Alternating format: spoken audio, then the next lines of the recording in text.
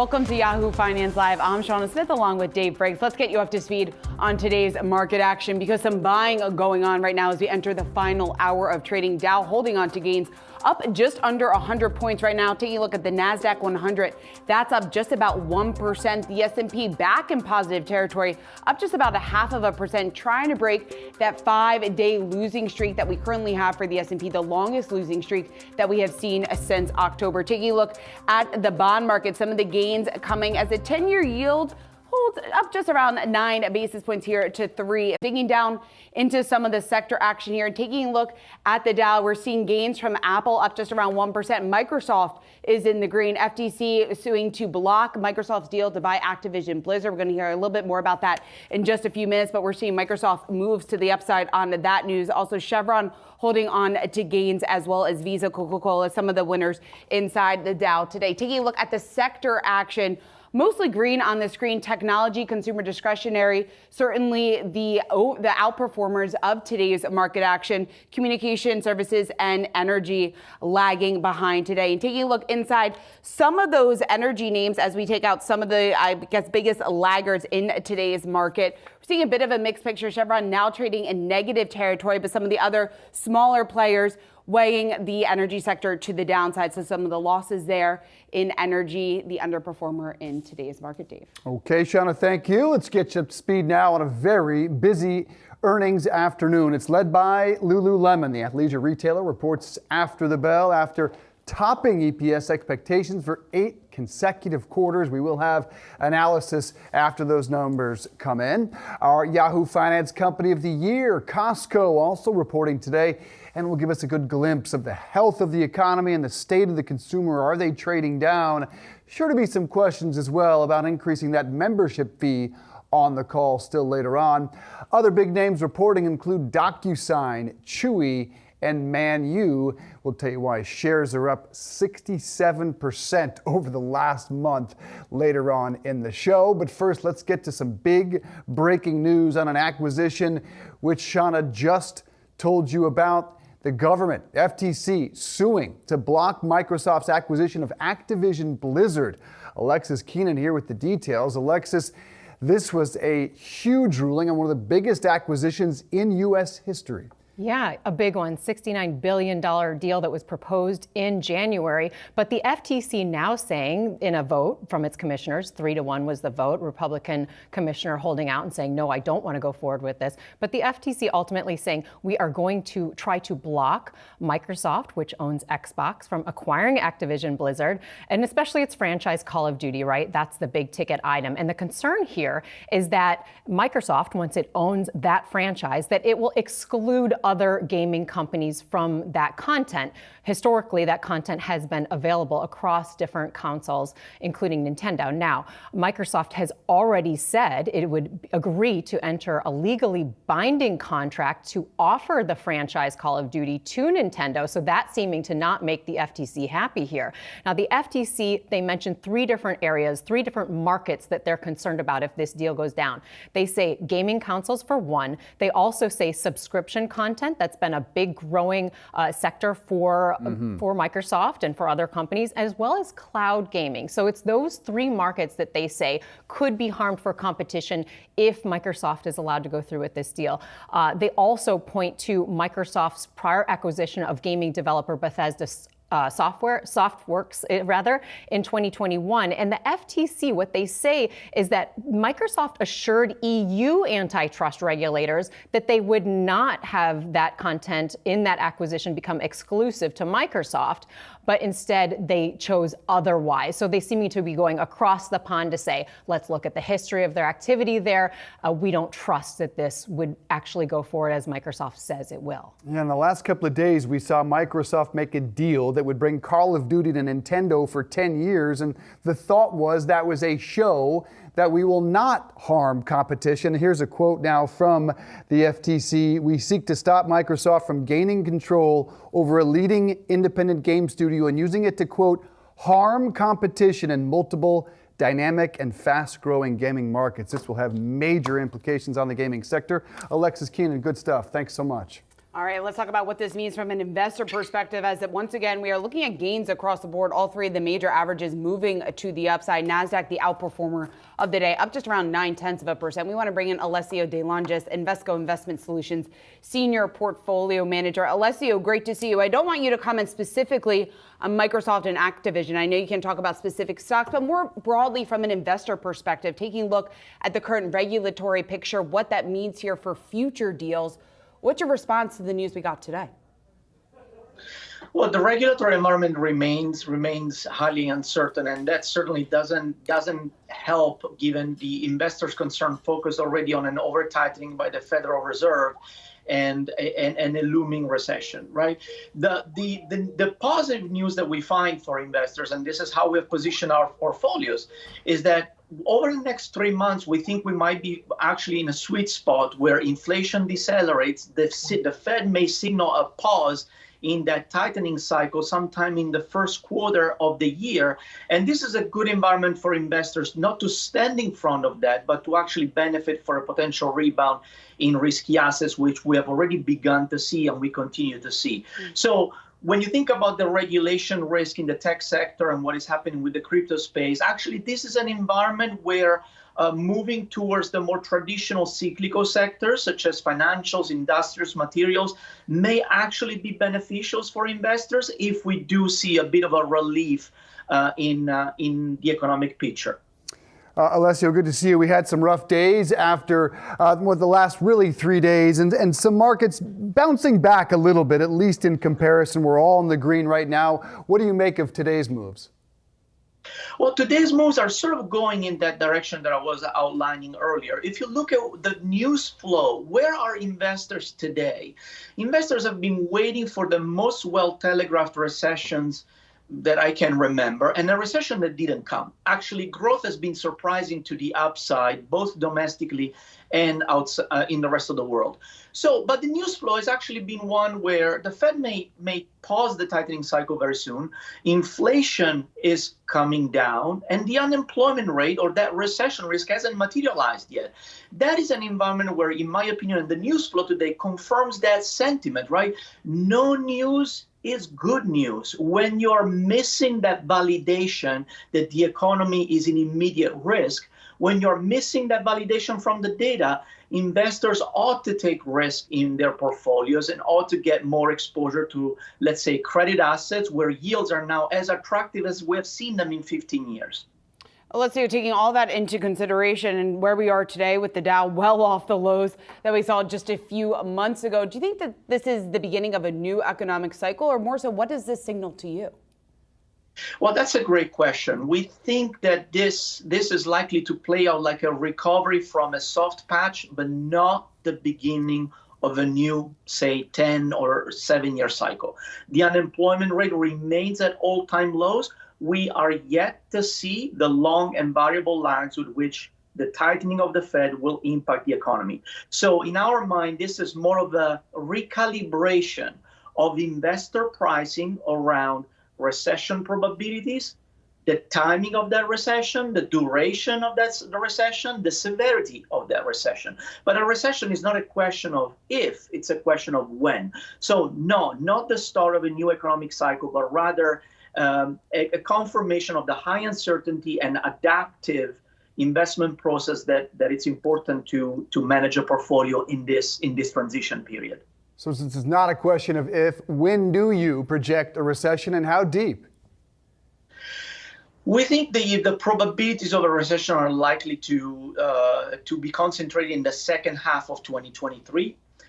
With respect to the depth of that recession, it's more likely to be a longer, maybe a few quarters recession. Doesn't have to be a severe one. We don't see large imbalances in the economy. The consumer has largely delevered. The corporate sector has very high cash balances, and typically the severity of a recession is more driven by leverage in the system. So we think more of a maybe longer but milder recession. It doesn't have to equate to a crisis. All right, we'll have to leave it there. Alessio De Longis, good to have you here, sir. Appreciate that. We are just getting started here on Yahoo Finance Live. Coming up, crypto contagion. We'll discuss the ripple effects of the FTX collapse. And a new survey reveals 70% of baby boomers and Gen Xers plan to retire in the home they currently own. We'll tell you what that means for the next generation of home buyers. And ARK Invest CEO Cathie Wood joins the program to tell us why the Fed is wrong to keep raising rates. Don't go anywhere.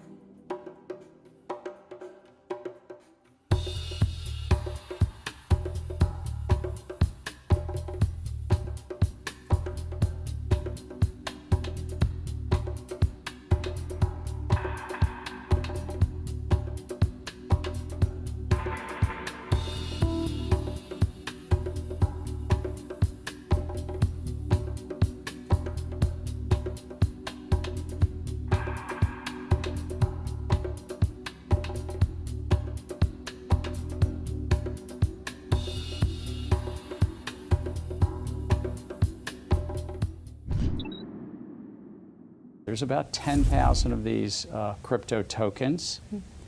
And then there's not just dozens, but maybe hundreds of service providers, broker-dealers. They might call themselves exchanges. They might call themselves other things. You might think of them as the casinos, wherein the investing public is looking for a better future. And because most of these tokens are securities, that means that the storefronts, if you wish, or the casinos need to come into compliance with our time-tested laws. I was SEC Chairman Gary Gensler discussing cryptocurrency with our Jen Schomburger, the collapse of FTX impacting digital currencies and exchanges around the world. So where are we headed here? Lynn Alden is the Lynn Alden Investment Strategy founder. Nice to see you. So let's talk about those comments there from Gensler. When he's likening it essentially to casinos, what does that say about the environment and about trust in crypto? Well, I think what it generally shows is that a lot of these assets are securities, which essentially means that they raise capital, and you're relying on a group of others to try to develop that in a common enterprise, like an investment contract. And a lot of them have been launched, but didn't go through the normal securities process. And it's somewhat understandable because it's a new field. The technology makes it easier to launch these things. That's kind of the whole point. And so there's a conflict between the iteration of the industry and then bringing that in line with actual securities law. So right now there's this arbitrage, and then you can get away with more offshore. And so a lot of these things are just being built and being kind of put together in ways that would not be allowed for mostly good reasons in the traditional equity or traditional securities world. And Lynn, you're invested in crypto. Just your broad takeaway of what has played out over the last several weeks, the collapse of FTX, and what this means for the future investment of crypto, with so many people, I think, arguably staying on the sidelines right now. And I think that's understandable. I mean, the way I conceptualize it is I put Bitcoin and the rest of the crypto space in two very different buckets. And so, Bitcoin's been around for 13, 14 years, depending on where exactly you want to measure it from. It's even according to SEC Chair Gensler, it's not a security because it never raised capital. It doesn't pass the Howey test. It's essentially a digital commodity. That's one area. Then there are areas like stable coins that are also, I think, providing a lot of utility. Obviously, they have more, they're more like securities, they're more like, bank regulated products in many ways. And then aside from there, you have this kind of rapidly iterating area, some interesting projects, some interesting technology, but for the most part, there's a decoupling between the actual technology and the desire from the developers and the early investors to get fast exit liquidity, to basically put a token, to put a security-like asset on something that doesn't necessarily need it, or that could benefit from it, but is trying to go through a process around the securities laws. And so basically, investors don't get any sort of disclosures necessarily, and they don't get a lot of the protections that they normally get as what they would find in equities or bonds or other capital markets. And so it's understandable that large pools of capital would be very cautious, especially of that ex Bitcoin crypto market. But of course, Bitcoin also gets lumped into it because it can be levered as part of this ecosystem, and it's also obviously very narrative tied to this ecosystem. We just put up the price of Bitcoin. It's hovering around 17,260, down, but only down about 6% in the last month, when you would think it would have been devastated by this FTX collapse. Are you surprised? Not really. I mean, I think this whole debacle was somewhat surprising. I mean, for example, I wrote months ago about the Luna collapse before it happened. I was very concerned about it, and I was very concerned about the impact it would have on Bitcoin. That played out. But admittedly, the sheer size of what happened over the past month or so was surprising even to me. But it's not that surprising that there's some degree of stability. If you look at various on-chain indicators, for example, there's been a huge burst in self-custody of Bitcoin, right? So a lot of enthusiasts are using this as a buying opportunity. They're using it as an opportunity to take it off exchanges, take it out of, if they're still allowed to withdraw from some of these custodians or centralized platforms, and bring it onto their own self-custody. There's also a very strong dollar cost averaging mindset in the space. And like I said before, there's kind of like two very different ecosystems. For example, the Pacific Bitcoin Conference was happening during the whole meltdown a month ago of FTX and Alameda. And the enthusiasm there was pretty significant. And they were actually using that as an example for why they're in Bitcoin and not the broader space. So there's kind of two Venn diagrams here, and there is some degree of overlap, but they're actually somewhat separate ecosystems, even though the price tends to be highly correlated over any sort of intermediate term. So let's put Bitcoin on one side. When you take a look at maybe some of the other cryptocurrencies that you say are much more riskier in terms of investment wise, when you try to calculate the potential contagion here from FTX collapse, how bad, or I guess how wide, do you see this potentially getting? I think that we have to keep an eye on Genesis. That's the obvious one that could still lead to further contagion. I think there's also a couple more offshore entities that I'd be concerned about, ones that have their own token, ones that have done a lot of marketing. So I'd be concerned about those. My expectation is the worst part is probably behind the ecosystem now. But I still think that the Genesis and a couple others are really worth watching to see if there's any more, fast liquidations. But even outside of that, I think, if you grind sideways for a long period of time, if you go a year in a choppy market, a lot of these more euphoric things can be down a lot more than something like Bitcoin or something with utility like stablecoin market cap or something like that. I think this is a chance for the industry to go back to basics and focus on solving real world problems rather than speculation, right? So if you look around the world, there's billions of people that have a savings problem and a payments problem. And that's what some of these technologies, I think, originally were just invented to solve. But naturally, people have kind of repurposed that towards speculation, leveraging, offshore casinos, basically apps with no use case that have a token attached unnecessarily. I think that's the stuff that there's still a lot of malinvestment that has to kind of bleed out over a long period of time. And it might or might not happen with Bitcoin going to new lows. It can go sideways, it can chop along, it can go mildly upward, while some of the malinvestments can still bleed out over time. All right, Lynn Alden, always great to get your perspective. Thanks so much for joining us here on Yahoo Finance. Well, coming up next, clothing brand Express is a top trending ticker on Yahoo Finance. Find out why the company's shares are soaring this afternoon when we come back.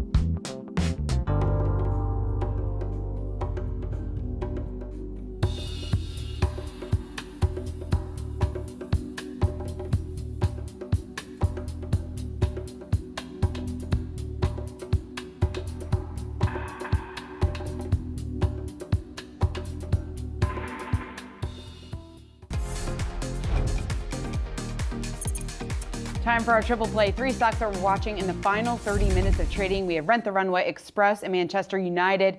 Josh Schaefer here on set to help us break down some of these big movers. Let's start with my pick, and that's Rent the Runway. The stock soaring this afternoon. Look at that, up just around 66%. Its biggest daily gain that we have seen since March. Revenue and margins beating the street's estimates in the third quarter, while active subscribers returning to quarter-over-quarter growth. KeyBank saying that the company posted, quote, solid top-line trends, while Wells Fargo saying that third quarter results were a, quote, welcome sigh of relief following last quarter's volatility. Well, Rent the Runway also raised its full-year revenue expectations, a huge driver in the gains that we are seeing today. Over the last 3 months, you're looking at that on your screen, you're looking at pretty significant losses, off nearly 50%. Year to date, Josh, those losses are looking even worse. So a step in the right direction for Rent the Runway. Their CEO, Jennifer Hyman, saying that their turnaround strategy has largely been complete. So I think the next few quarters are really going to be in focus. Well, she also highlighted inflation being a reason for that, right? Saying they think consumers are they'd rather rent the runway than buy the runway right now. And they want to delay that expense a little bit. And that's something that I think we're going to continue to see moving forward. So does that continue to help Rent the Runway? It's certainly going to be something interesting to watch. I've got an earnings story for us today too, Shauna, but it's a little bit different. So we're taking a look at Express. You can see shares there up about 43%, and that's following the company's third quarter earnings report this morning. But what's interesting is the earnings report wasn't good. You can see there you got 11% comparable sales down year over year, a $30 million operating profit loss, inventories up 10% again. But here's going to be the key, Dave. They had an investment come in, they had a partnership, and the partnership comes from WHP Global, and that partnership, so that's the parent company of Toys R Us, and they come in and they say, let's buy the stock, and they buy 5 million shares of that stock at about, I think it was about $4.50 that they buy that stock at. Well, look at where the stock's trading. The stock's trading a little over $1. So when you have someone come in, says, we think it's worth closer to $4.50, and it's only a $1.30 stock, I think some people say, well, maybe there's just a lot of upside there. That doesn't mean it's not a takeover buy. They're not buying it at $4.50, but they're saying it's worth a lot. And I think that sort of means, maybe you can see a little bit of incremental value there, right? It certainly isn't worth $1.30, right? And that's sort of why it's going up. It's funny because the earnings weren't that great. A lot of air has come out of the stock, Right. to your point. 44% down year to date, and largely this is follow the troops at chow time. If you want another positive, it's if these recessionary fears are true, you're still going to buy clothes, you're probably going to trade down, and you might end up at Express. All right, my play is Man U. The 20-time Premier League champions report earnings today, another earnings story. And while shares are off slightly today, they've been on fire. Since the Glazer family acknowledged they're open to selling the team they've owned for 17 years, speculation has primarily focused on the UK's richest man, British billionaire Sir Jim Ratcliffe. Ratcliffe said to be worth between, big area here, $8 and $22 billion, depending upon the source and where his stocks are at that very day. He was born in Manchester. He has remained a fan since he was young. The sale, why it's interesting, all but certain to shatter the most expensive ever, which was the Walton Penner purchase of the Denver Broncos for $4.65 billion. You're hearing numbers now, guys, north of $7 billion for the Red Devils, even going above $8 billion. Shares of Man U down fractionally today, but up 67% over the last month as this story has continued to pick up steam. Yeah, certainly. Wall Street seems to be excited about the prospect of the Glazers selling the team. I know a lot of the fans are, Josh, just because they haven't won a title now in almost 10 years. So it will be interesting to see, to Dave's point, if they do in fact decide to sell, who exactly that potential buyer is. The 7 to 8 billion is interesting to me, Dave, because where else have we heard that number? The Washington Commanders, right? Yes. I think I'd pay more for the Commanders than Man U. Maybe it's just me. American bias. That is an interesting point. Yes, I would too, just based on You guys are both a little biased, though. We are indeed biased, but when you look at the amount these NFL teams have been increasing as assets, nothing is even close anywhere in the asset world. And everyone's selling European soccer teams right now. Why? There we go. You heard it here first from Josh Haber. All right. Well, coming up next here on Yahoo Finance, Bank of America survey saying that most older homeowners are staying in their homes. They're not selling after retirement. We're going to find out why when we come back.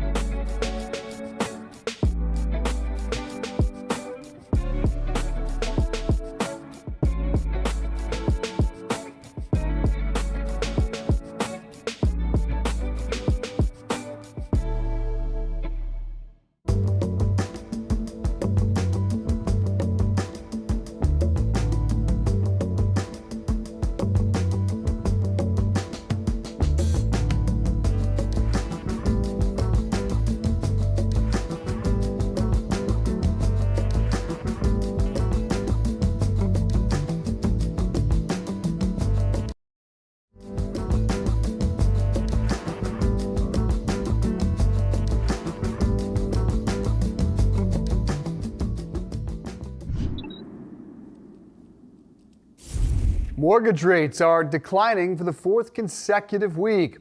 Freddie Mac reporting the average 30-year fixed rate at 6.33%, the lowest since September. Rates may be coming down, but they're still a lot more than double what they were a year ago. A Bank of America securities note finds that about 95% of current mortgage holders have rates at 5% or lower. Definitely not the environment most owners want to sell in. Shauna? All right, well, let's discuss how this will impact the housing sector. And for that, we want to bring in Matt Vernon, Bank of America head of retail banking. Matt, we'll get to this new survey in just a minute. But first, just your take on what we heard from the mortgage rates falling for the fourth week in a row, the lowest that we've seen since September, the implications that will have for the real estate industry. Hey, it's nothing but good news for the industry. We saw a massive and abrupt change here over the last 6 months that has certainly shocked the system for a variety of different reasons, and certainly put questions on consumers' minds on, is this a good time to enter into the home buying market? So any movement like this is nothing but good news to help our clients get back into the market for sure. There really are two camps forming at this point, Matt. And one says, yeah, we'll probably lose low single digits into 23 and basically level out. But there is a complete opposite side of the school that says we are looking at a crash, perhaps a 20% peak to trough decline in home prices. Which are you in? Yeah, we're probably on the latter of that. We would say as we look at next year that home prices are going to flatten out from a historical appreciation over the last 2 years to more of that 1% to 2% level next year. You could certainly see some market variability across the country, as you would imagine, but we certainly don't believe that we're going to see that crash that the latter there would have said. Matt, supply has long been an issue here with the real estate market as of late, I should say. You're out with a new Homebuyer Insights report taking a look into whether Gen Z and baby boomers, if they do plan to move out of houses that they had prior to retirement. What did you find? Yeah, interesting enough, baby boomers and Gen X make up 70% of all households that out there, close to 80 million households that are out there. And of that 70%, 78% of baby boomers and Gen X say that they will stay in the home that they are either in, they've retired, or the home that they're going to retire into. So you can imagine with that large population of those two groups, that's going to put more stress, more challenge into the inventory challenges that the market's facing today. Yeah, and what are the implications of those numbers on the broader housing sector? Yeah, I think the biggest implication is it's going to exacerbate the inventory challenge that we're seeing. If you look back to pre-pandemic, we had about 1.4 million homes listed. That number today is around 787,000. And the fact that the millennials and Gen X make up a disproportionate portion of the denominator at this point just makes that even more challenging. Couple that with the fact that we've got stagnant housing growth from a development perspective, so the builder business, and then you've got pent up demand, just makes this mortgage market even more challenging than we've seen recently for sure. Matt, why are most baby boomers and Gen Xers deciding to stay in their home? Is it all because of rates and where home prices are today? You know, it's a combination of things. It's one, they love the home they're in. They've made memories there. They've raised children there. They've done a lot of things. So they love it. They've also improved it over the years. So they think that this is the home and it has that which they need for going forward. And they really love it. Now, rates is certainly playing it. Affordability is certainly playing into it. And finding that next home is playing into it. But more than anything, the survey, 78% said, it's because I love the home that I'm in and I'm comfortable in the home that I'm in. Maybe if you get rates back in the 3 range, they start to love it a little less, right? Because now they're going to pay way more. So that dynamic could certainly change. What is, largely speaking, the inventory story, both in single and multifamily? Yeah, it's certainly at near all-time lows. We're off of the trough that we were in, call it 3 and 4 or 5 months ago. Supplies roughly 3.5 months. But that number that I mentioned, 1.4 trillion down to 700,000 plus, that is an extremely low number for us, but it still gives about 3.5. Now, good news is, I think Mortgage Bankers Association recently came out with some numbers that said in October, inventory is up 38% over a previous quarter. So we're beginning to see the market listings come back for sure. A glimmer of hope. We will take that, sir. Matt Vernon from B of A. Good to see you. All right, the House passing a historic marriage equality bill. In Respect for Marriage Act passed with a vote of 258 to 169. The bill provides federal protection for same-sex and interracial marriages and will require states to recognize other states' legal marriages. Now the bill goes to the White House for President Biden's signature. Coming up, auto dealers are increasingly pessimistic. We'll tell you why next.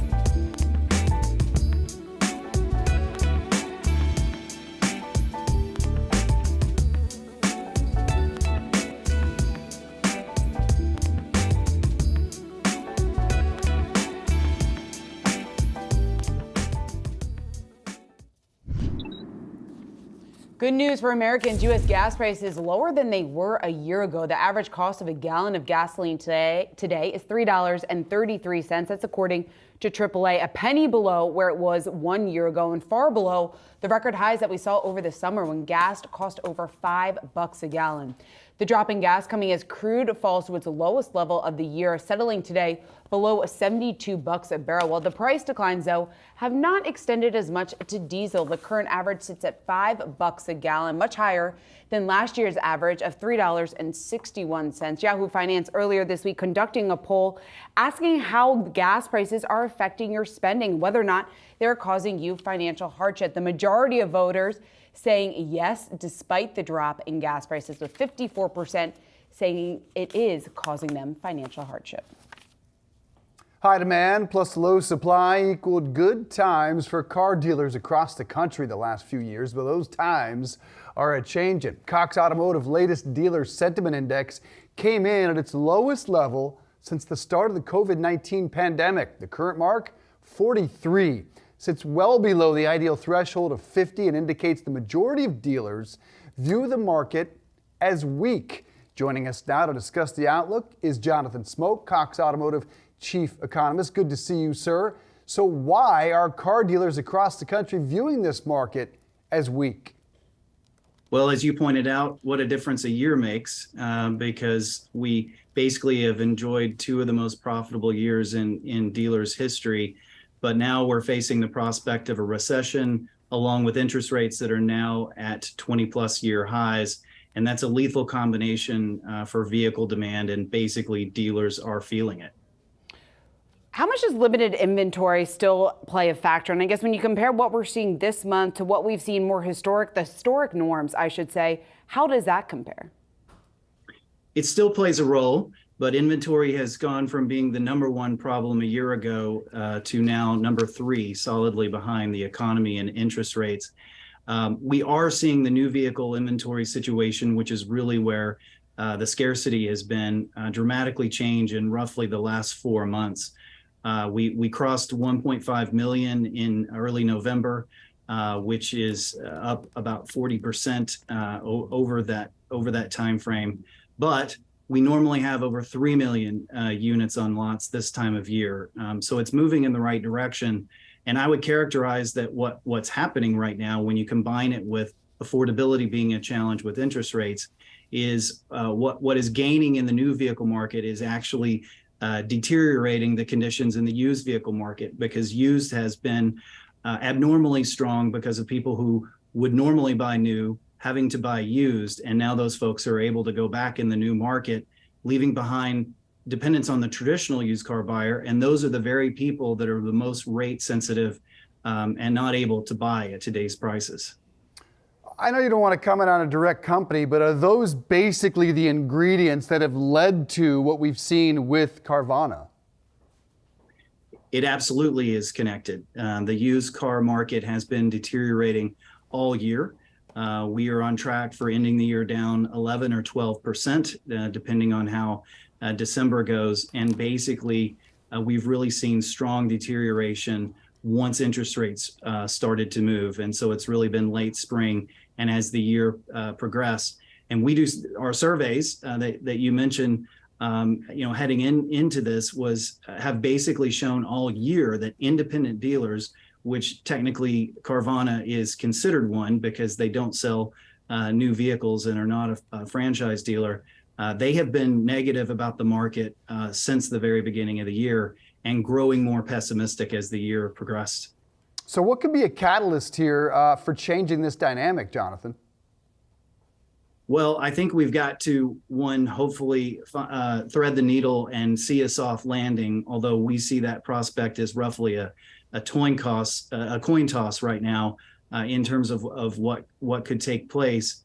One of the things will sort of resolve itself. We think we are in for basically another 6 to 8 months of the significant above average depreciation we're seeing in used vehicles.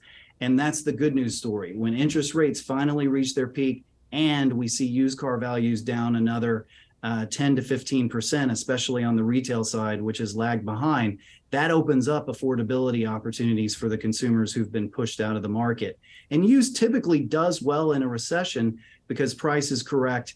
And when prices are better, consumers who've been priced out of the market are more likely to be able to purchase. Jonathan, what about buyer incentives that largely were sidelined during COVID because of the strong demand that we had seen for a couple of years? Is that going to return? It will return when the supply gets substantially bigger, and we're not there yet. We've basically seen incentive spending on the new vehicle side increase a little bit less than 3% in November, but incentives relative to the average transaction price, which is the real measure, remained at a historic low of 2.3% in November. So basically, manufacturers are not having to put money into it. Historically, that number has been closer to 10%. So it's a dramatic difference in terms of the low level of incentives that are out there. And I really think we're going to have to see inventories build by probably 50% more, if not 100% more from where we are to really see those conditions change. Well, so we got a ways to go. All right, Jonathan Smoke of Cox Automotive, chief economist, thanks so much for joining us. Well, the FDA has authorized Omicron targeted boosters for children as young as 6 months old. Yahoo Finance's Anjali Kamlani has the details. Hey, Ange. Hey, that's right. So we know that, of course, right now we are in the middle of possibly another COVID wave. The FDA now allowing, finally, just in time almost, really the youngest population of the U.S. to get these boosters. The Omicron-specific bivalent boosters now eligible for those under 5 up to 6 months. And this really clears the track for the FDA to start looking at what is next, which is a discussion that is really needed for pan-coronavirus or other types of delivery like nasal sprays, which we are seeing around the world. So this frees up the FDA to start looking in that path. But good news, of course, for the youngest population. Oh, I'm just, I'm not ready to go back. So we've got some more numbers, the flu, RSV, and COVID. We call it the triple-demic. Yep. On the rise. We've got some new CDC recommendation as related to this. Are we going back to the masks? Well, there's not going to be a mandate. That's where we're at. Where it's highly recommended, specifically in a call with reporters, a CDC official did say, quote, that there's guidance to consider using a well-fitted mask, particularly in large, public, crowded settings when we know there's elevated respiratory virus circulating. And we know that that's kind of what's happening in some parts of the country. We know LA is reconsidering a mask mandate, but really seeing a nationwide mask mandate is what is unlikely, but we might see it pop up in some of the major cities, New York, LA, and the like. That would be greeted with a really open arms across the country if you tried to go back to a mandate. Yeah, definitely. Anjali Kamlani, great to see you. Good stuff. Let's check on shares of Apple now. They are up, as you can see, just about 1%. Still down, though, more than 20% this year, largely on production issues related to China COVID lockdowns, speaking of. And there's some fascinating news on that front. From the Wall Street Journal, the company is not only the most valuable in the world, it's apparently equally influential.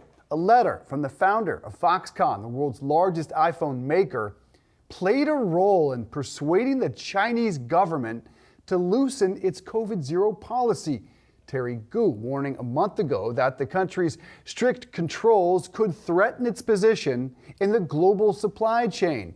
Recent worker protests at the Foxconn factory in Zhengzhou may have lit the fuse for those protests that spread around the entire country, and in some fact, in the extreme cases, even called for President Xi Jinping to resign.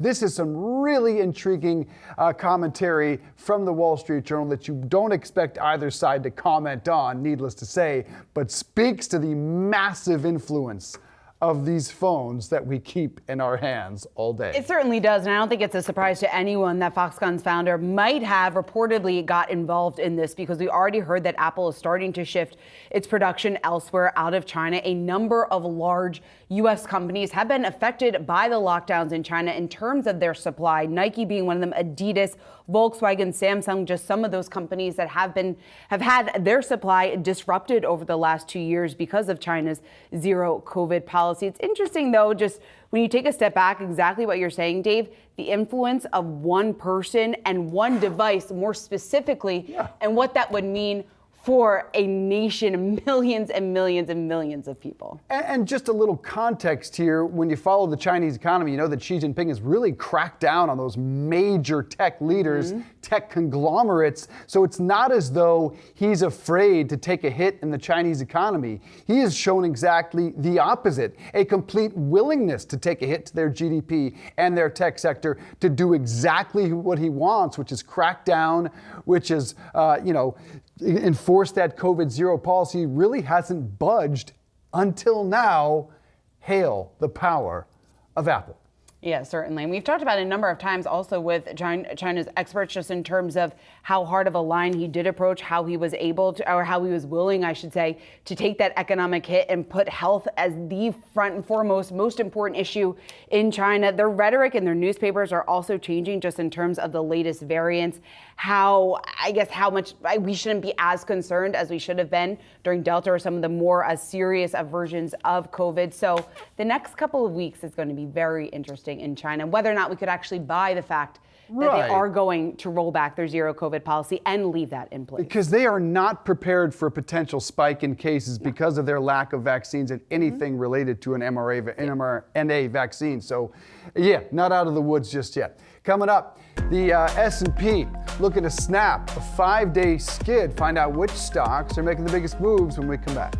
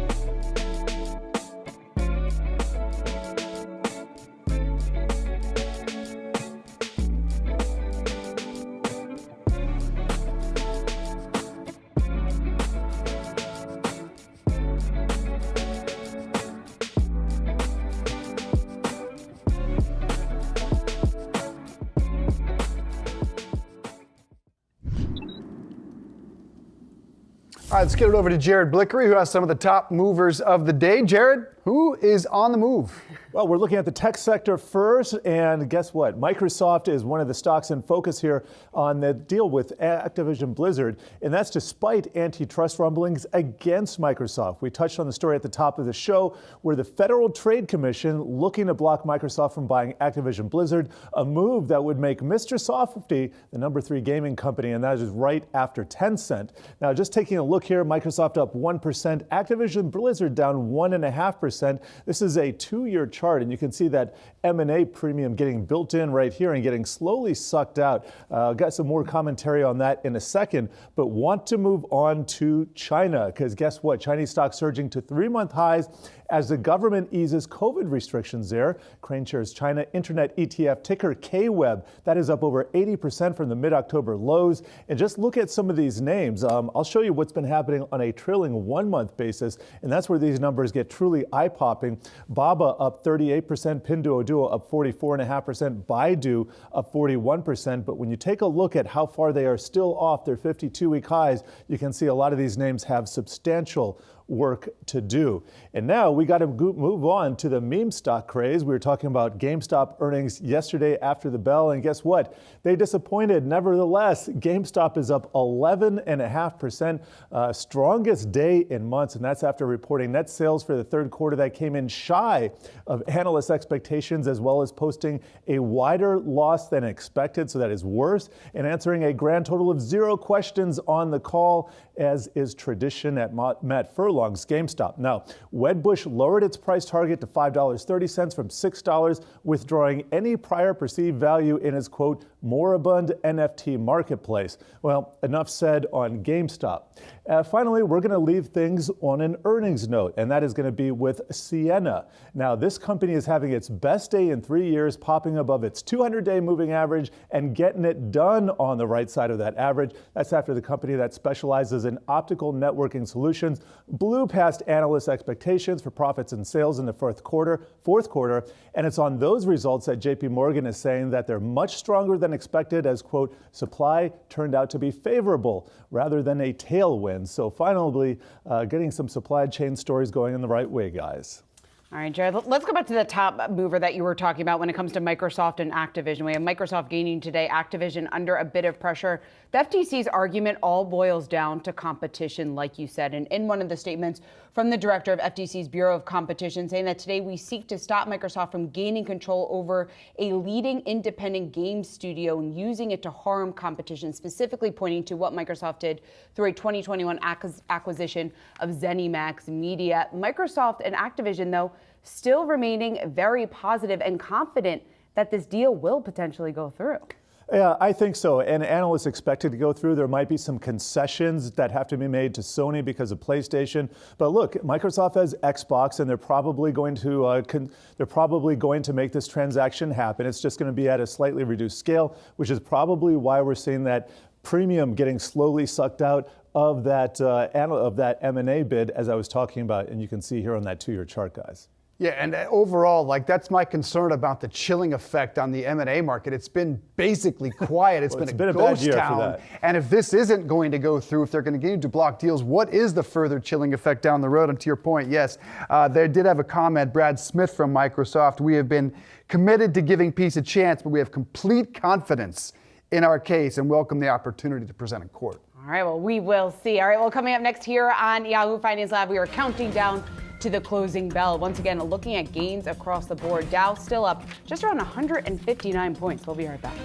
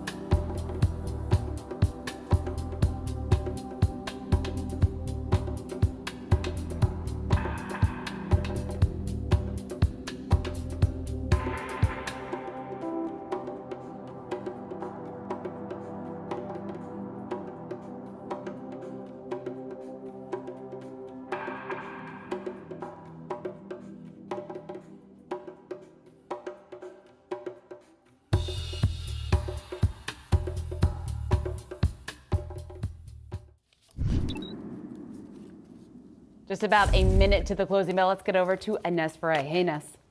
Hey, Hey, Shauna, and the S&P 500 set to snap a 5-day losing streak. Take a look at our Yahoo Finance interactive page right now. It's up 0.7%. The Nasdaq Composite up more than 1%. The Dow up 175 points. We have been taking a look at the 10-year Treasury yield. That's a 3.49%. And the U.S. dollar index below the 105 level. So that's helping to support equities right now. Looking at the sector action, we are seeing technology stocks, consumer discretionary, growth stocks. Those are the ones that are seeing gains today. Over on the Nasdaq 100, take a look at NVIDIA, up more than 6%. And of course, also Amazon is up as well. Apple is also higher right now. And we are seeing the Chinese ADRs that have been hitting 3 highs. Here's the closing bell for today.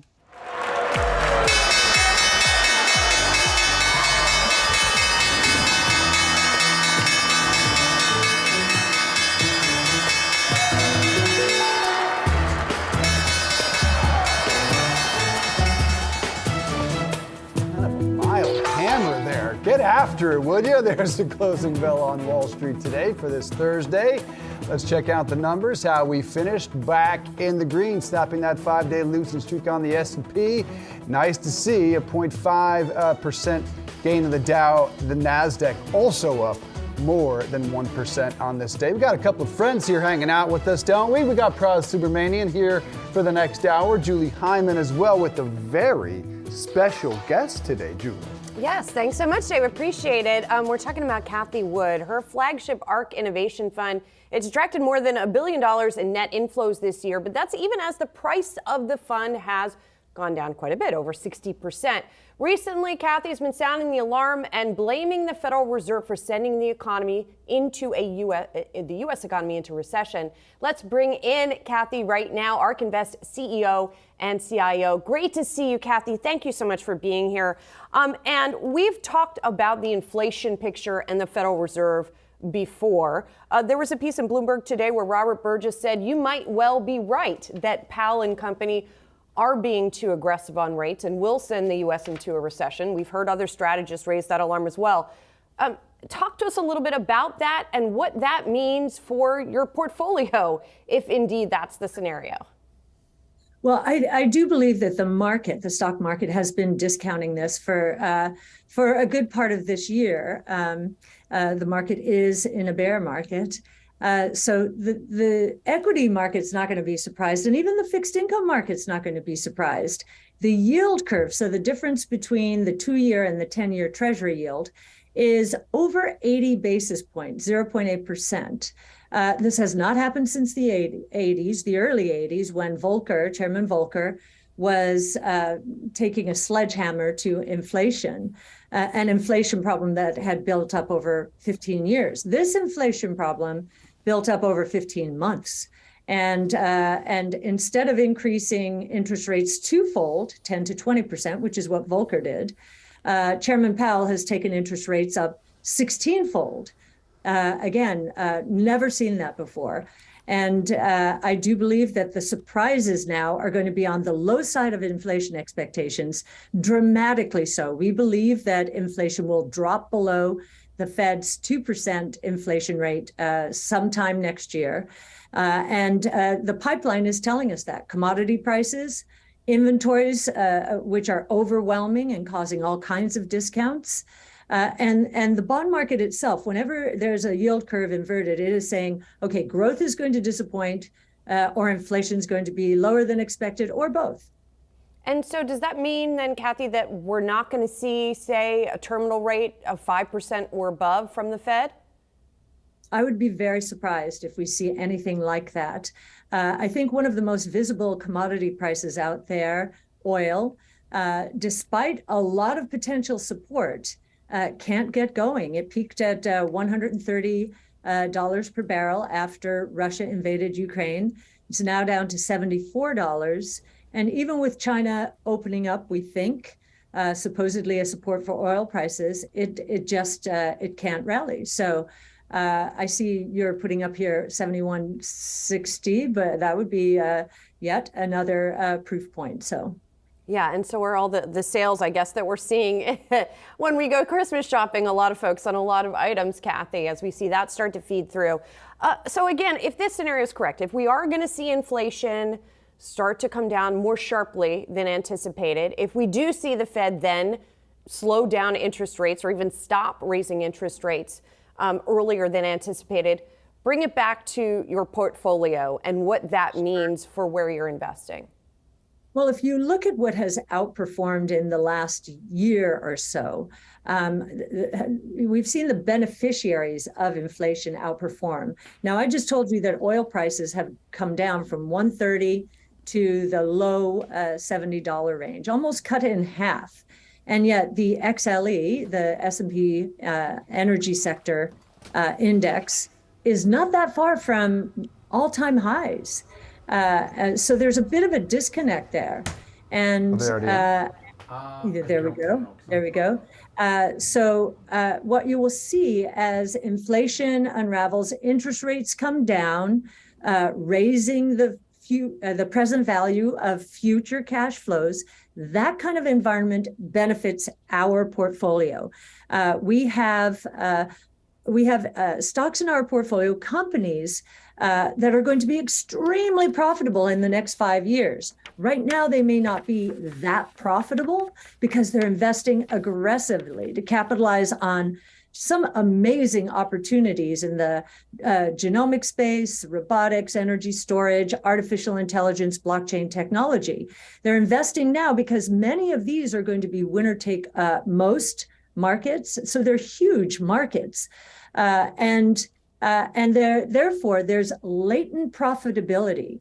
The gross margins in our portfolio, so just taking a cost of goods sold from revenues, the gross margins are very high. And what they're spending on R&D, sales and marketing, stock-based compensation to attract talent in these early days is really important to their future success. So as interest rates come down, the present value of future cash flows going out 5 years, the present value of those increases. Kathy, if I might, so you think interest rates are actually going to come down because the scenario that you were describing before, right, with the incredible increase that we've seen in rates already, even if the Fed doesn't get to 5%, even if it gets to 4.5%, right, and stays there, isn't that going to continue to be a headwind for some of these growth companies, some of which rely on lending, for example, on debt to do some of the investing you're talking about? I think a change in rhetoric toward, hey, maybe we're not going up after 4.5%, or a change in rhetoric will get the market going. The market is trying to figure out how high is high. And you've got some observers, economists out there thinking it could be 6 or 7%. And so the market is holding back and saying, wait, we need some evidence. Now, I think the evidence is becoming very strong because long bond yields are down at 3.5%. The long bond market does not think interest rates are going to 5 or 6%. It's been moving in the opposite direction. We got up to 4.25 on the 10-year Treasury, and now we're down to 3.5%. So the bond market, I think, is speaking pretty loudly, and the bond market itself, which would be the most sensitive to rates going up, is moving in the other direction. Kathy, we have to get to your performance because you could say the equity market is speaking as well when it comes to the performance that we've seen of your benchmark fund this year. ARK down more than 60%. And I know we've talked about this before, that you are a longer term investor. But if you look back 3 years, you've underperformed the S&P 500. If you look back 5 years, you've underperformed the S&P 500. In fact, if you go all the way back to 2014 when you started the ARK fund, it still underperformed the market. So what catalysts can investors look for to turn that around? Is it going to be the interest rate scenario that you're describing? Yes, we have never seen a market like this. This is worse than 08, 09. And I think many many technicians basically took a chart of the tech and telecom bubble and the bust, and they said, okay, that's what's going to happen. That has happened to us and more. This is worse than the tech and telecom bust. The difference between the two periods is we've got into an irrational market in the late 90s. Investors were piling on technology stocks, actually trying to outcompete indexes and each other. So they ended up with 40% technology, but the technologies were not ready. We didn't get cloud until 2006. We didn't get breakthroughs in deep learning until 2012. Not only were the technologies not ready, the costs were way too high. To sequence the first whole human genome, it took $2.7 billion for one person's genome in 2003. Today, that's 500. The technologies are ready. The costs are low enough. The seeds for what we're investing now were planted during the 20 years that ended in the tech and telecom bubble. That was irrational. And I think we're on the flip side of the bubble right now. I think what's going on right now is irrational. Many of our stocks are below where they were at the low point in 2020 when COVID hit. Some of them are back to 2017 levels. And a company like Teladoc, its revenues are up 14-fold since. Its gross margins are in the high 60s, we think moving into the 70s. And that compares to the Nasdaq's 43% gross margins. See what I mean about latent profitability? They have a lot more to spend to make this backbone of the healthcare. Well, Teladoc also still loses money, right? This is what I'm getting back to. High gross margins, high 60s, low 70s. This company, its ultimate profitability is going to be superior because we believe it will become the healthcare information backbone of the United States, if not elsewhere. So just think about that. High 60s, low 70s gross margins compared to the Nasdaq, 43%. And yet the stock is selling for, I believe it's around 2 times revenues, whereas the Nasdaq is selling at 3.25. This is as irrational on the downside as the upside was in the late 90s. And the reason this has happened is because of the tech and telecom bust, and even more so, the 08-09 meltdown. Investors are scared to veer much away from their benchmarks. When we get into a risk-off period, they are selling any stock that's not in their benchmarks. Well, I mean, in some cases, they're scared with good reason, right? I mean, because they've lost a lot of money. Yeah, Julie, just one sec. Sure. So they, if I can just finish this thought, so that you understand, and so that your viewers understand. So they have been selling our stocks because they're not in the benchmarks. And it has reached an incredible level. But I also think if you ask where the risk is now in the market, I think it's in the benchmarks that everyone's crowded into because they're very backwards looking, and our portfolios are forward looking. Most people will not construct portfolios the way we do. They need their benchmarks. We need the best companies who are going to execute on the future of these 5 new platforms. And we believe those are in our portfolio. So if no other reason, given the down round we've been through, if for no other reason, we would be a great diversifier for those who are hewing to benchmarks where we think there's a lot of risk to the traditional world order because of innovation. Kathy, I am curious. I was looking at your prospectus today, and it mandates that 65% of, again, RK be invested along the lines of what you're talking about, this innovative companies that you focus on. That leaves the other 35%. Was there any thought, I'm just curious, over the course of the year to get into other types of companies to sort of cushion the downside to some extent? No, we know what we do, and our focus is completely on disruptive innovation. That's what I mean. Others will diversify into benchmark stocks.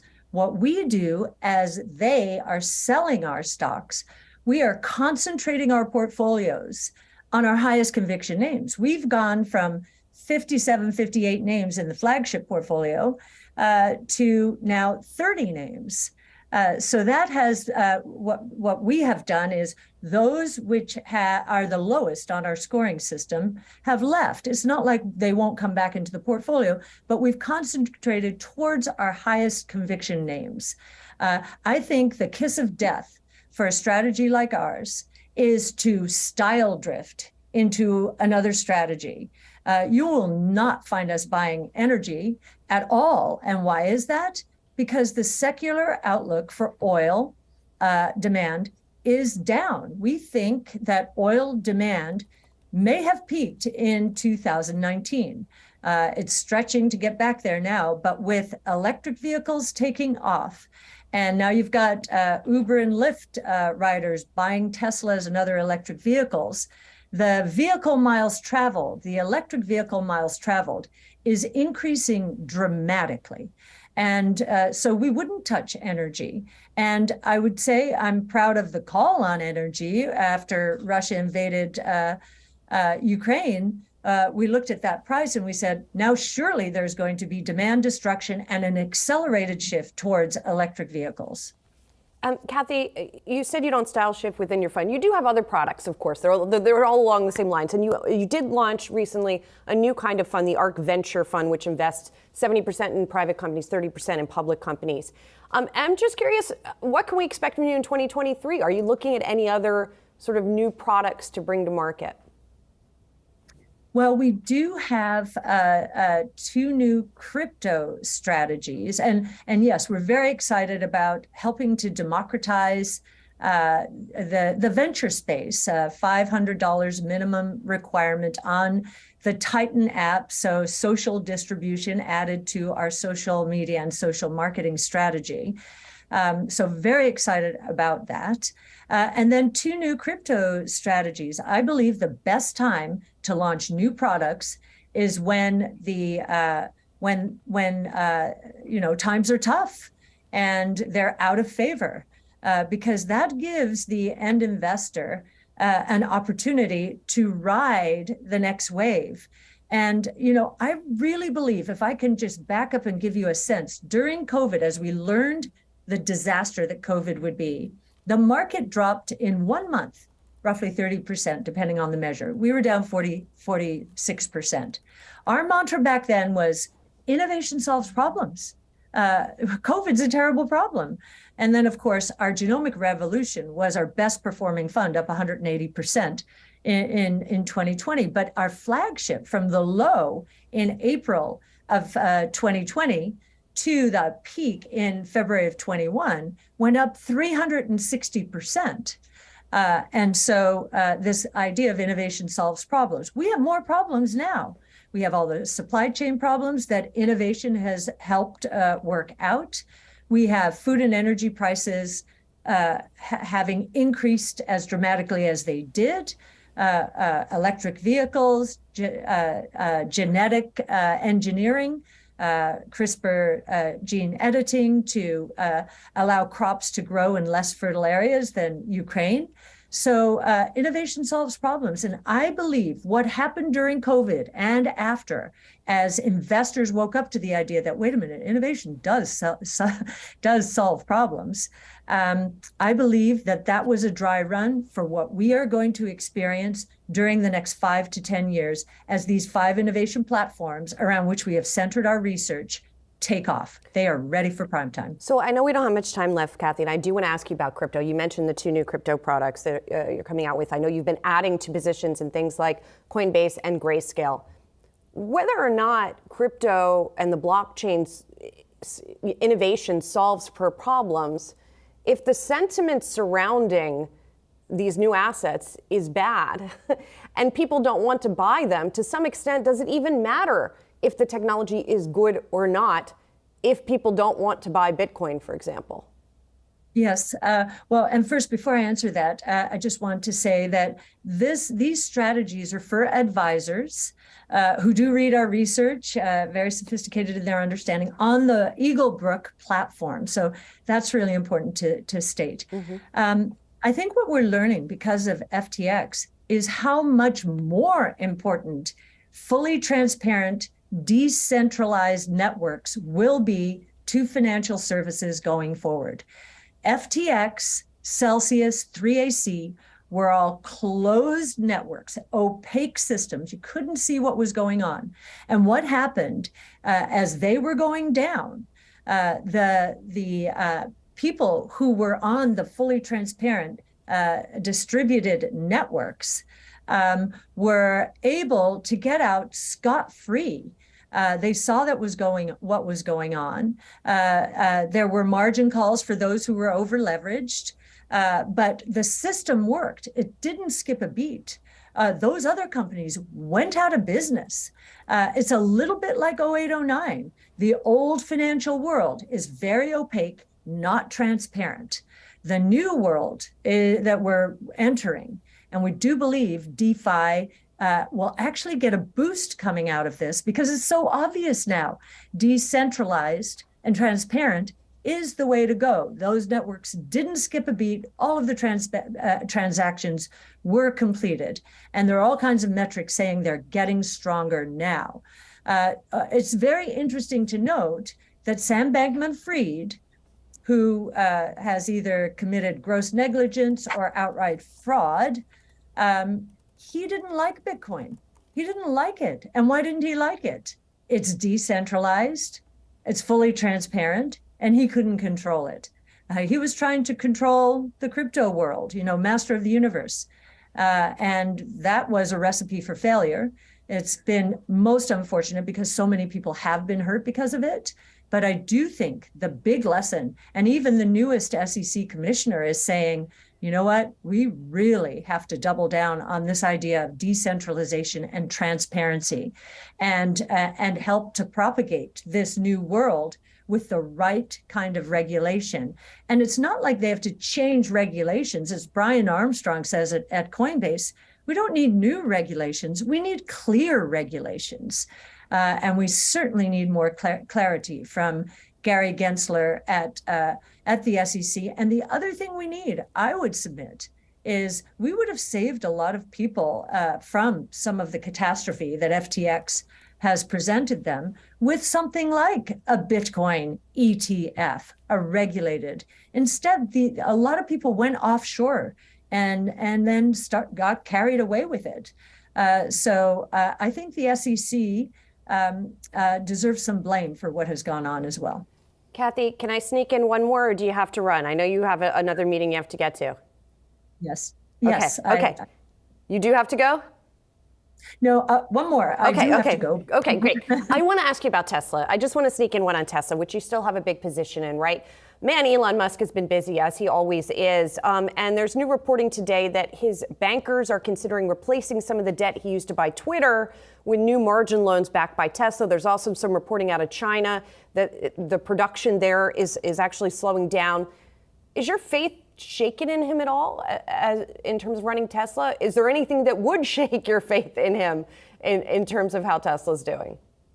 So on Tesla, the end demand is the end demand. And in Shanghai, it does appear perhaps that high end demand is giving way to a little bit of low end from a pricing point of view demand because of the economy there.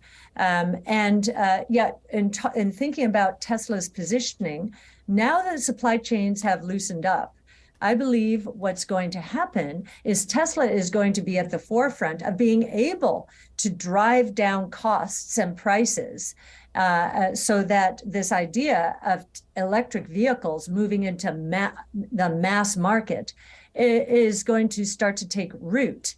Tesla is very aggressive at cutting costs and prices once we get out of this situation. So no, I'm not worried.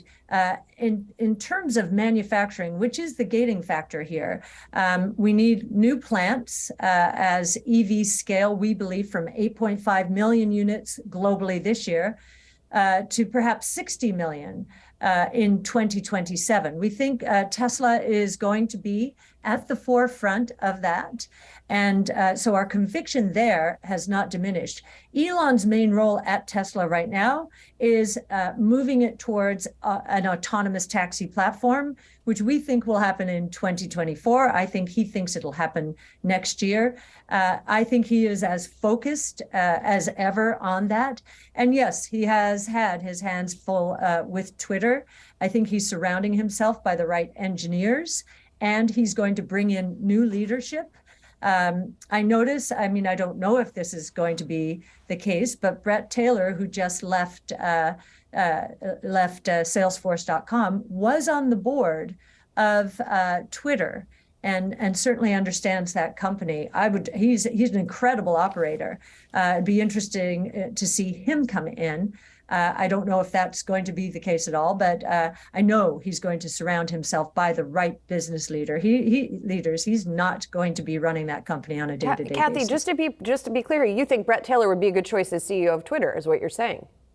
When I saw him step down, now there are others stepping down as well, so maybe there's just an outright restructuring going on there. But I thought, he was on the Twitter board. Maybe, you never know. This is not even a rumor. I'm just saying he's the kind of person that I believe Elon Musk is attracted to and will surround himself at Twitter. Interesting stuff, as always, thought-provoking. Kathy, thanks so much for the time. Really appreciate it. Kathy Wood of ARK Invest. Appreciate it. Be well. All right. You as well. Thank you so Thanks. much. Bye-bye now. Bye. Pras, thanks for letting me gay crash. Sending it back over to you.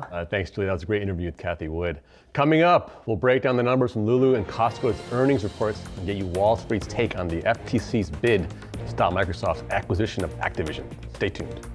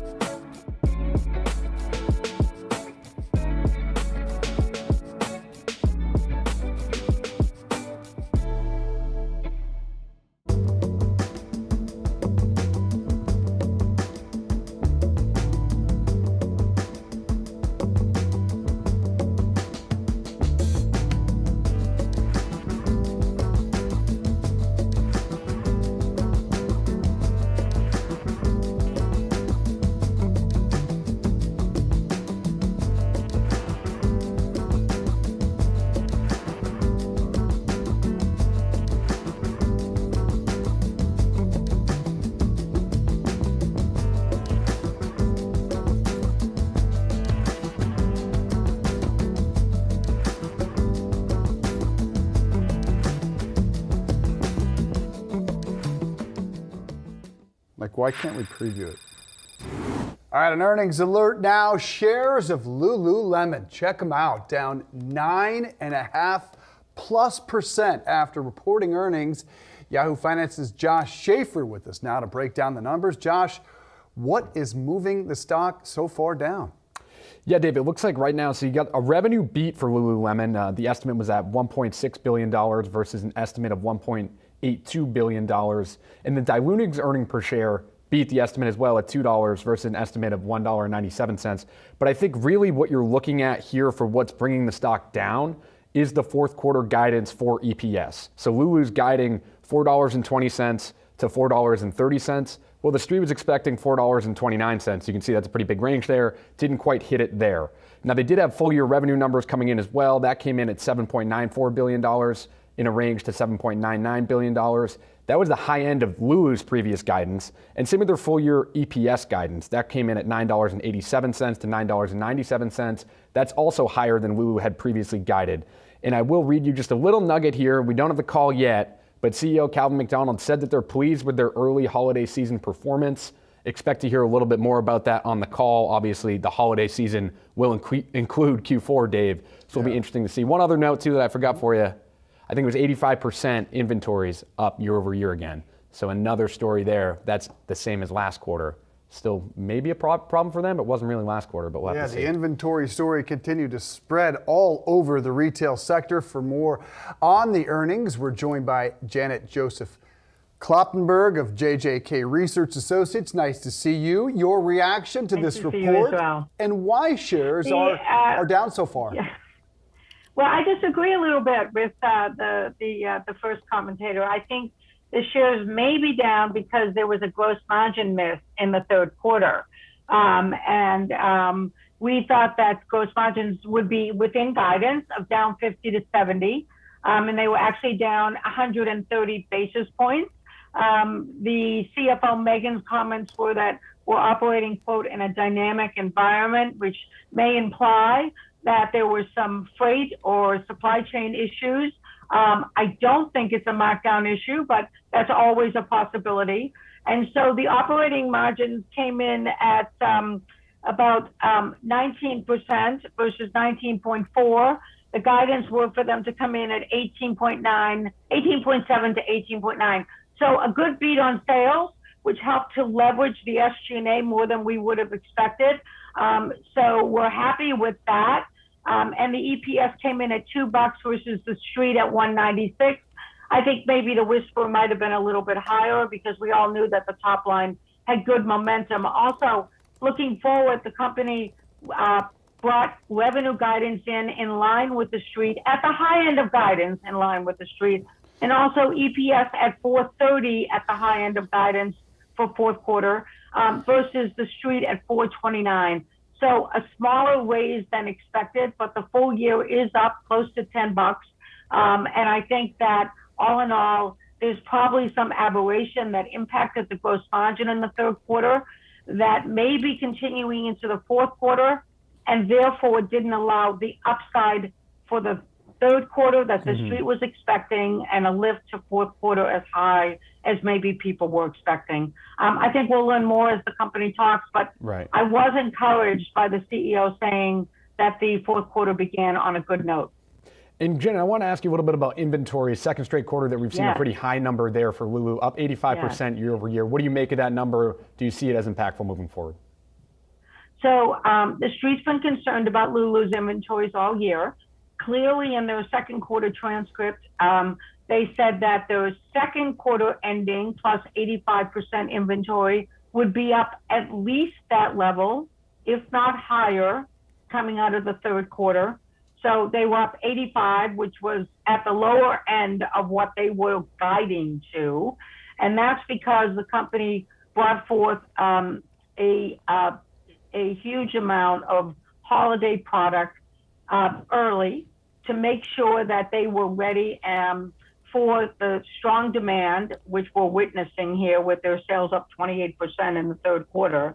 And that by the end of the year, this is what they said three months ago, that they expected inventory to be up more like 50 to 60. So I think we're going to hear the CFO tell us that the inventories are exactly where they expected them to be. They're certainly in line with guidance, and that by the end of the year, we're going to see a markedly lower level of inventory.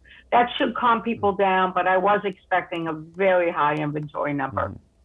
What's your read on Black Friday? Look, most have been dramatically marking down products, has rarely, if ever, been the case for Lululemon. And just following up on your comments about the earnings call, what primary question would you like answered?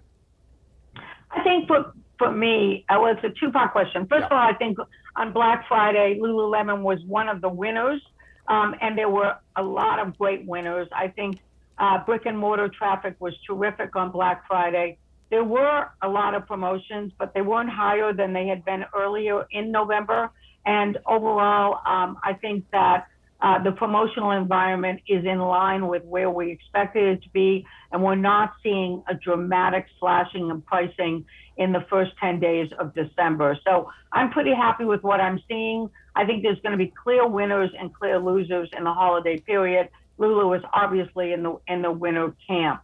As far as disappointment for Lulu goes, I am surprised by their gross margin for the third quarter.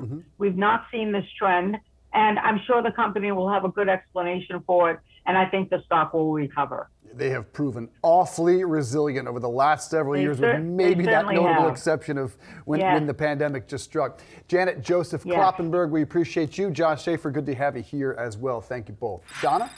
All right, let's take a look at Costco. That stock on the move to the downside here after hours, off just about 1%. Just to remind you all, this is Yahoo Finance's company of the year. Digging into these results, revenue coming in at $54.4 billion, EPS a bit light in terms of what the street was expecting, EPS totaling $3.07. The street was looking for $3.10. Comp sales, ex-gas and FX, that was basically in line with expectations. For more on this, we want to bring in Sucharita Kadali, Forrester Research Retail Analyst. Sucharita, great to have you here on Yahoo Finance. So I guess just first, your initial takeaway, that miss on EPS, clearly one of the reasons that we're seeing the stock trading to the downside after hours.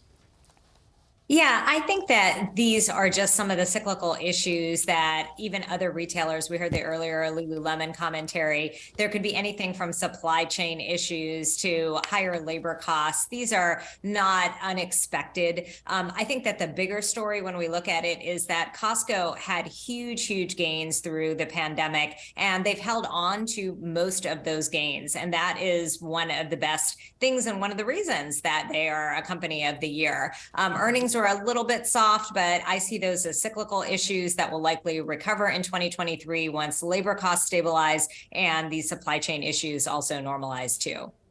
Hey, Sucharita, Prost here. You know, Costco's CEO told Yahoo Finance's Brian Sozzi basically that his members are actually more value conscious than they were before. What do you think that means exactly for the average Costco buyer?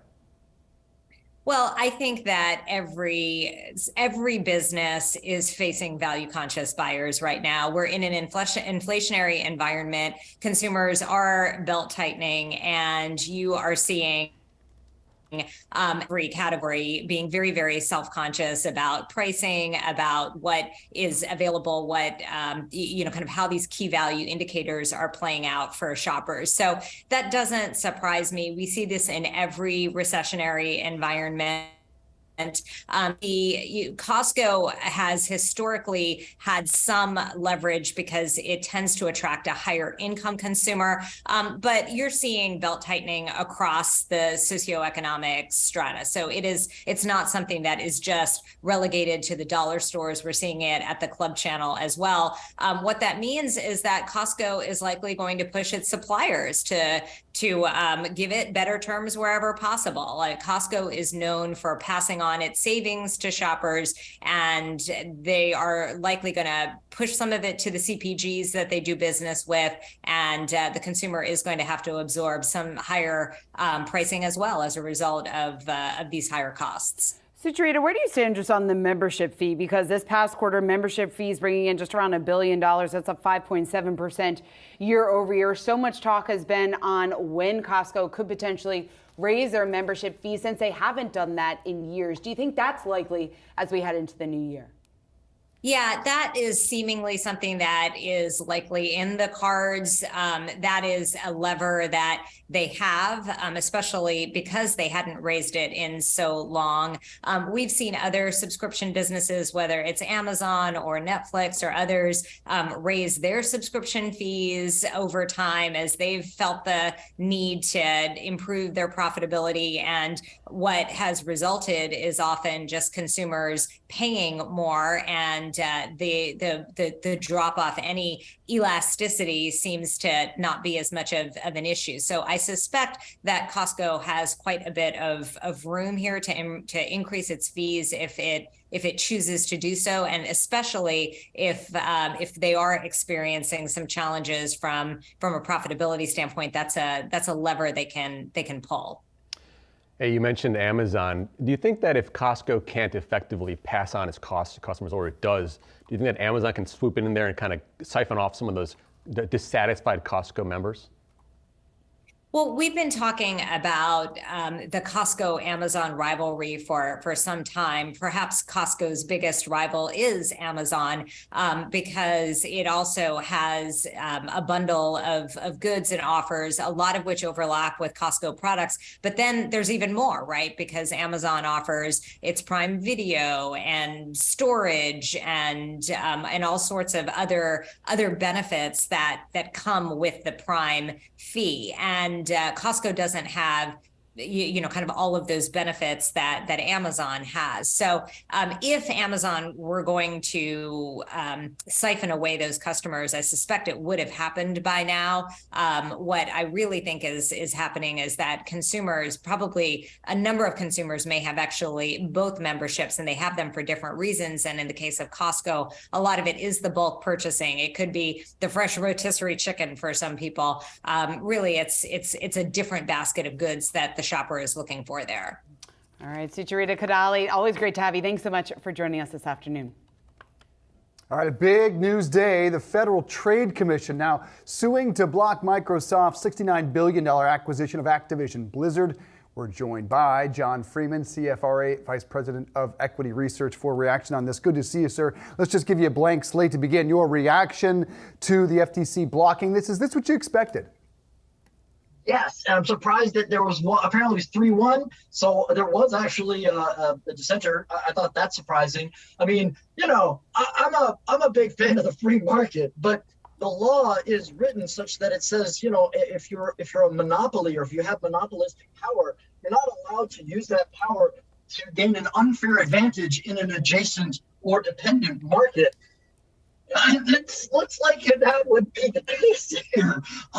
In fact, it's kind of the whole justification for the purchase. So, I think Microsoft, tried to gave it a good shot. They might be able to pull it off. Even now, they might be able to pull it off through appeals. But I don't know. I'm not surprised by the outcome, though, from the FTC's perspective. John, what do you think the odds are that they are going to be able to pull it off through appeals? Because Microsoft's still remaining pretty confident. We heard from Activision Blizzard CEO saying he is confident that this deal is still going to get done. Right. Well, the thing is, though, you can't not show confidence, because then all kinds of other dominoes fall, and then it becomes a bit of a self-fulfilling prophecy, I think. I don't know. Here's the thing. I think it's possible, but I don't know, maybe less than 50-50 possibility, I think. The thing that I look at, though, is should they do it? And I think $3 billion breakup fee would be a fine thing for Microsoft to do. I want them to focus on, the enterprise area. I have a strong buy on Microsoft. I think it's, a fantastic company, fantastic stock, well positioned for cloud migration, which, I think they should focus on and focus their acquisitions, there. They can get much better deals now, right, in the enterprise software space, in the cloud space, rather than the video game space, which they're a legitimate duopoly. So it's whatever acquisition they make there, any acquisition they make, there's going to get a lot of scrutiny. Hey, John Prosser, I guess, from a gaming fan point of view, it's not really a monopoly when you have Microsoft, Sony, and Nintendo sort of dominating the market. If Microsoft can effectively take Activision off the board, but then say, hey, we'll get to give games for 10 years, I feel like Microsoft's case is not that weak. And also, what if you have a consent decree that allows them to say, hey, Microsoft, you have to let these games go to the competitors for X number of years? Wouldn't that make it or resolve some of the issues? It might. Certainly, I didn't think that they were going to be able to, pull this off without concessions. That I never really thought. They're going to have to make concessions if they want to pull it off. And certainly that Activision user, that Activision user base, the Call of Duty user base, I mean, isn't that I mean, I understand why they're interested in Activision, right? They want that Call of Duty user base. They're a couple 100 million, real-time 3D. It's basically a narrowly defined version of what we've been talking as the metaverse, right? So if they could generalize that, right, with other applications, wow, that would be a fantastic property to own, both content, technology, and user base. So I understand why they would want to do it. And at the same time, because it is effectively a duopoly for, living room consoles, right, non-mobile platforms. They have the way that I think it's written is, they have monopolistic power. So they don't have to have an absolute monopoly. At least that's, the interpretation I have been hearing. I'm not a lawyer, but that's what I've been hearing. Microsoft President Brad Smith saying we've been committed from day one to addressing competition concerns. He elaborated later about where they're going. Complete confidence in our case. Welcome the opportunity to present in court. John, you mentioned how you feel about Microsoft going forward. What's the investor story and the impact of Activision's side of this? Oh, this is, well, here's the thing. I don't think it's that bad an outcome, because Microsoft will have to pay, even if it's blocked, even if it's a regulatory block, they'll have to pay Activision $3 billion. Well, that's not much for Microsoft. They've got, net cash position of over 50 billion. But it would be really nice for Activision. I mean, it gives them a nice war chest for them to do acquisitions. Activision's always been a good acquirer of studios, acquiring, as a real nose for, what's up and coming, and and been able to integrate it with the platform. I don't know, I believe that Activision would be perfectly fine and healthy, even if they don't get bought by Microsoft. John Freeman, thank you so much, man. Coming up, we dive into the world of luxury wine and the luxury consumer with the CEO of Duckhorn Portfolio. We're back after this.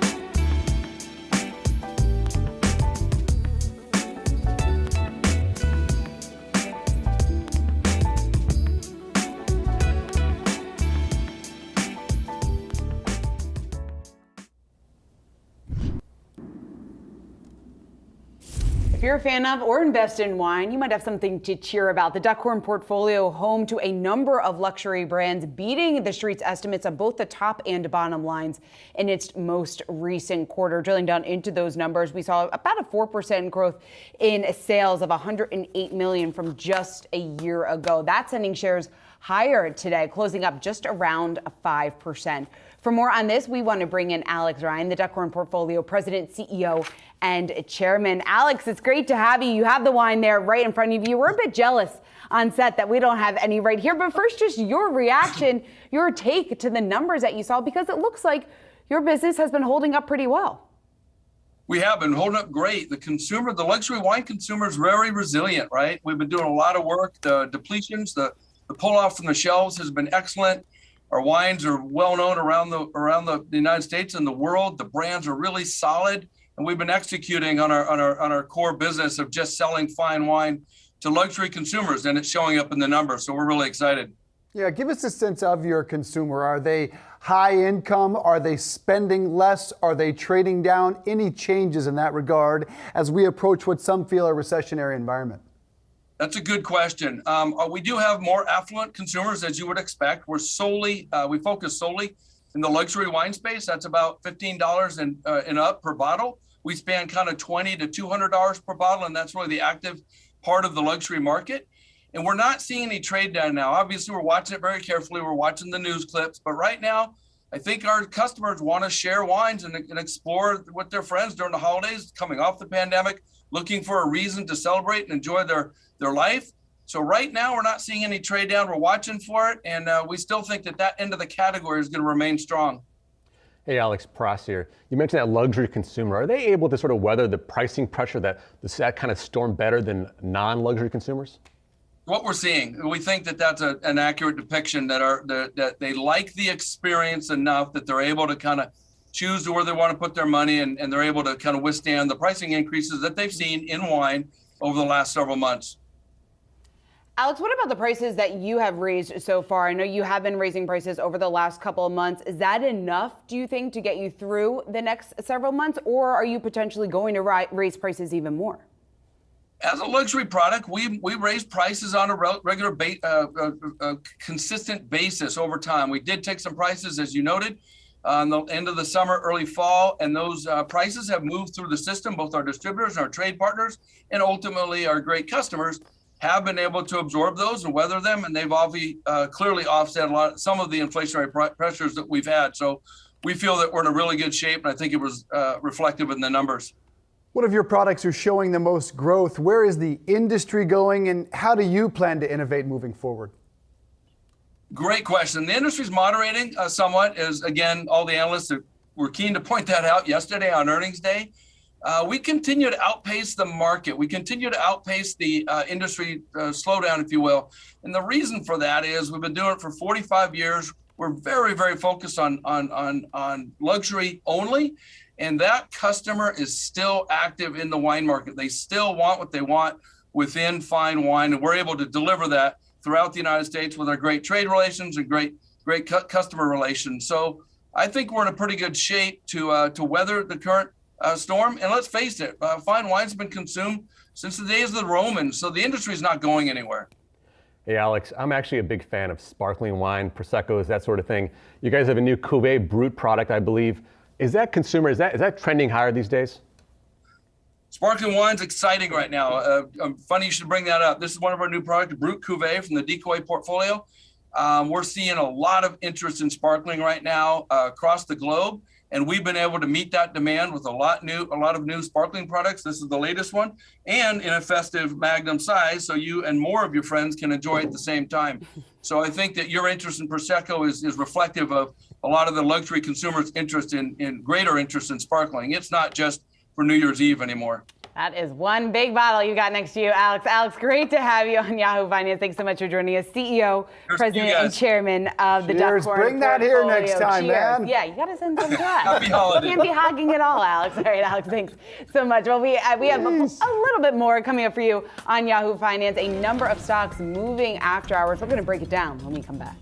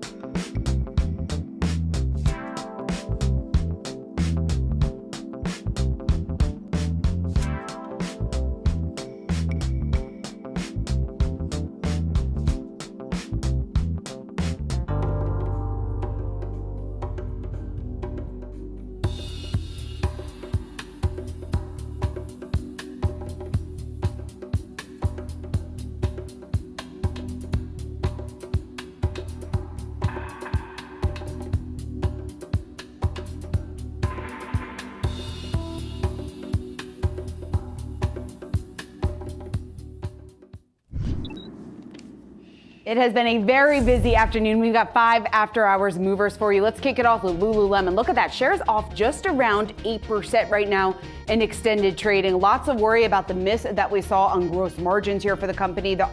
Shares also falling after its annual profit outlook trailed analyst expectations in terms of the midpoint range. That's putting some pressure on the stock here after hours. Inventory levels also up 85% on a year-over-year basis. Over the past 3 months, we're looking at gains of just about 8%. Taking a look at Costco, that stock on the move after hours. The company did miss on EPS. Revenue was $54.4 billion. The stock off just around 1%. Membership fees totaling $1 billion for the company. That's up nearly 6% from just a year ago. It was Yahoo Finance's Company of the Year. Over the past 3 months, we're still looking at losses of about 9%.